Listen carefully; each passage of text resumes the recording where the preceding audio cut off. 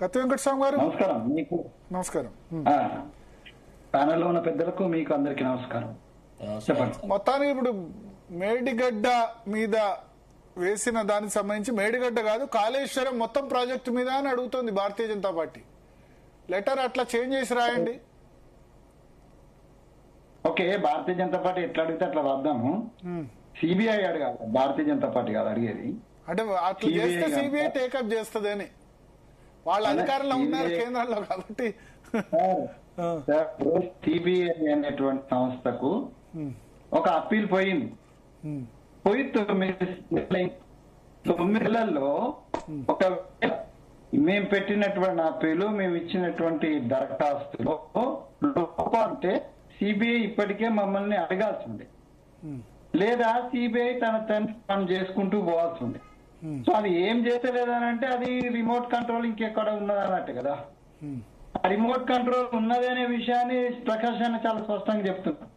సిబిఐకి నిన్న దాకా ఏమన్నాడు, సిబిఐకి మాకేం సంబంధం అండి, భారతీయ జనతా పార్టీ సిబిఐ పని చేస్తుంది. ఇప్పుడు ఏమంటాడు, సిబిఐకి మీరు ఇచ్చినటువంటి రిపోర్ట్ సమగ్రంగా లేదు కాబట్టి ఈ సిబిఐ ఏం యాక్ట్ చేయాలనేది కూడా భారతీయ జనతా పార్టీ డిసైడ్ చేస్తుంది అనేది చాలా స్పష్టంగా ప్రకాష్ రెడ్డి అన్న మాటలను బట్టి అర్థమవుతుంది. సో నేనేమంటున్నానంటే ఇప్పటికైనా ఇప్పుడు అన్న శరత్ గారు చాలా వివరాలు చెప్పినారు. ఆ వివరాల్లో ఎక్కడ కూడా పీసీ ఘోష్ కమిషన్ కంపల్సరీ పక్కన పెట్టండి అని ఇక్కడ చెప్పలే.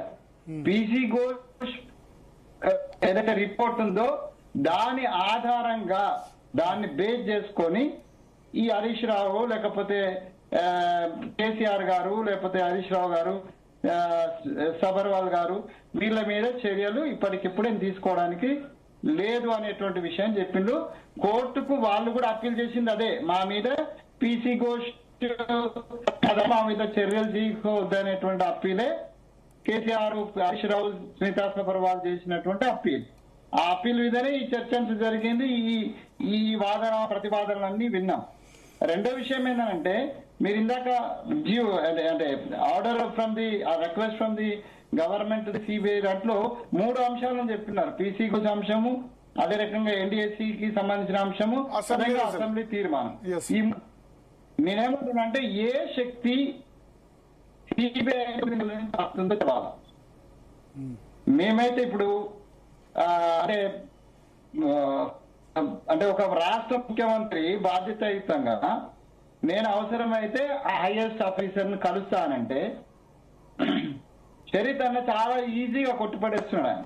ఆయనకు సోకండి సిబిఐ ఆఫీసర్ని కలవాలి.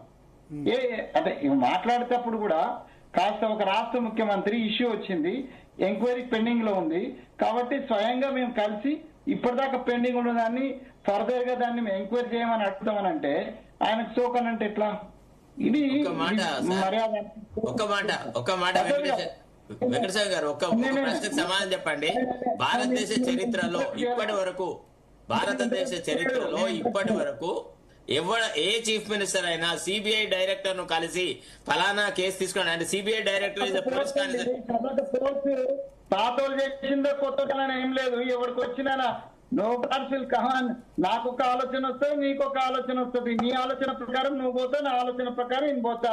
ఇలా రాష్ట్ర ముఖ్యమంత్రి గారికి అనిపించింది 9 నెలల నుంచి అది పెండింగ్ లో ఉన్నది కాబట్టి ప్రత్యక్షం కలిస్తే దానికి ఏమైనా ఉపయోగం ఉంటదేమో, ఎంక్వైరీ స్పీడప్ అవుతుందేమో అని ఆలోచన వచ్చింది. కలిస్తే తప్పంటారండి, ఏ మినిస్టర్ కలవకపోతే అదేం లేదండి. శరత్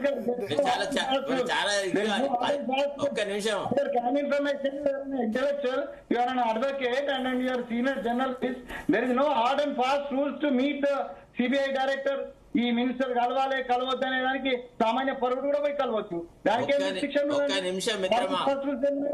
నేను మీకు సమాధానం చెప్తాను వినండి. Chief minister level person should meet the union home minister under whose control the CBI works. He should meet the president of India. He should meet the prime minister, but he should not go to a director. Protocol మాకు తెలుసు, మీకు తెలుసు. నేనేమంటున్నానంటే when the home minister or the concern minister of the government, union government, when not responding to the appeal, what should be ఒకసారి BRS version తీసుకుందాం. దేవిప్రసాద్ గారు ఉత్తమ్ కుమార్ రెడ్డి పార్టీలకు సంబంధిత అధికారులను కలిసే హక్కు లేదంటారా? యా ఒకసారి బీఆర్ఎస్ సెషన్ తీసుకుంది దేవప్రసాద్ గారు. కాదండి, దేవప్రసాద్ గారు డైరెక్ట్ గా ఇక సిబిఐ డైరెక్టర్ దగ్గరికి వెళ్తున్నారు. ఇక హైకోర్టు